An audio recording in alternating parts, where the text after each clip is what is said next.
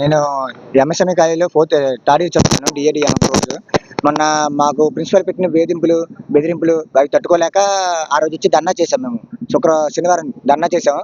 Students అందరూ కూడా వచ్చారు. స్టూడెంట్స్ అందరూ వచ్చి ధర్నా చేశారు. ఆయన చేసిన పనులు అది తట్టుకోలేక అందరూ ఒకసారి వ్యక్తం చేశారు. వాళ్ళకున్న ప్రాబ్లమ్స్ ప్రతి ఒక్కటి.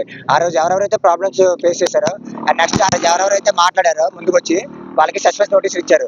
ఆ రోజు న్యూస్ రిపోర్టర్స్ వచ్చారు. దాని తర్వాత ఎస్ఎఫ్ఐ కూడా వచ్చారు. ఎస్ఎఫ్ఐ మెంబర్స్కి ఏం చేశారంటే డీజీఎం సార్ మాట్లాడుకుని వాళ్ళకి పైనుంచి డిఎస్పీ నుంచి పోలీసుల దగ్గర నుంచి ఫోన్ చేపించి వాళ్ళ బ్లాక్ మెయిల్స్ కాల్ చేపించారు. ఎస్ఎఫ్ఐ కూడా మాకు సపోర్ట్ రాలేదు. అండ్ నెక్స్ట్ ఈయన మేము ఆ రోజు ఎవరెవరైతే వెళ్ళామో ఎవరైతే ముందుకు వచ్చి మాట్లాడామో మాకు అందరికీ సస్పెండ్ నోటీస్ ఇచ్చారు.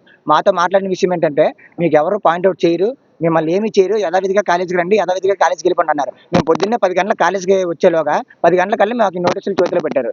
మా భవిష్యత్తులో ఏమవుతారు అలాగైతే? ఇన్ని రోజుల నుంచి ఇబ్బంది పడతాం. మా పేరెంట్స్ అంత దూరం నుంచి ఇక్కడికి చదివిస్తున్నారు. దీనికోసమే చదివిస్తున్నారా? ఇన్ని రోజులు బట్టి మేము బయట కూర్చుంటున్నాం. ఇన్ని రోజులు బట్టి ధర్నా చేస్తున్నాం. దేనికి సార్? మాకు ఎవరు సపోర్ట్ రావట్లేదు. మేనేజ్మెంట్ సపోర్ట్ రావట్లేదు. ఎవరైనా ముందుకు వచ్చేలా మాట్లాడితే ప్లేస్మెంట్స్ ఇవ్వని అంటారు. ప్లేస్మెంట్స్ మీద ఒత్తిడి పెడతామంటారు.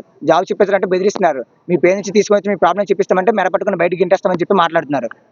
రాత్రిపూట అమ్మాయిల హాస్టల్లో దూరుతామని చెప్తారు. అన్నీ ఆయన రాజ్యం జరుగుతుంది సార్ ఇక్కడ. మాకంటూ ఏ సపోర్ట్ లేదు. సో ఇందుకు మేము వచ్చి అందరూ ధర్నా చేస్తాం. ఆయన తీసినంత వరకు ధర్నా ఇలాగా కొనసాగుతుంది సార్. థర్డ్ ఇయర్ బ్రాంచ్ నేను. మొన్న ఏంచో ఎస్ఎఫ్ఐ అయినా మీడియా వచ్చింది. మీడియా వస్తే ఏంటన్నారు, ఈ కాంప్రమైజ్ చేసేస్తాం, ఈ విషయం ఇంకెత్తాం, మీకు ఏ సస్పెండ్ లెటర్ ఇవ్వము, మీ ఇప్పుడు ప్రెసెంట్ ఎలాగున్నారో అలాగే వచ్చేయండి, ఇంకే లెటర్ ఇవ్వము అని అన్నారు.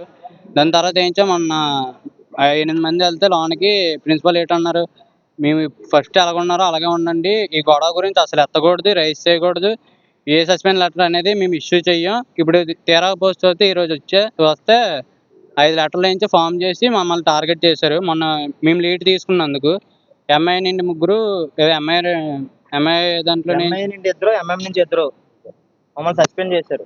ఆ రోజు ఎవరైతే ముందుకు వచ్చి మాట్లాడారో వాళ్ళందరినీ పేపర్లో రిపోర్టులు పడ్డాయని చెప్పి ఎవరు మాట్లాడారు.